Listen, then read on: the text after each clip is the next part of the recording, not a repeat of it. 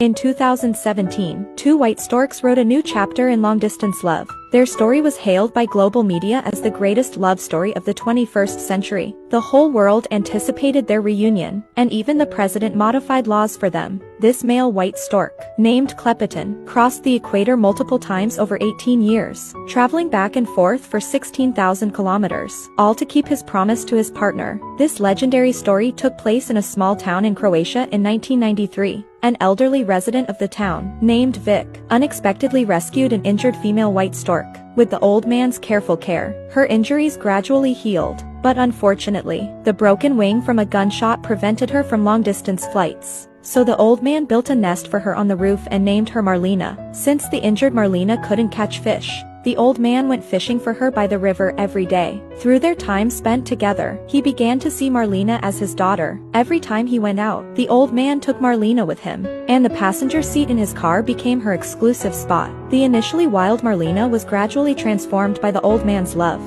and they spent 8 beautiful years together. However, the unexpected happened. In the spring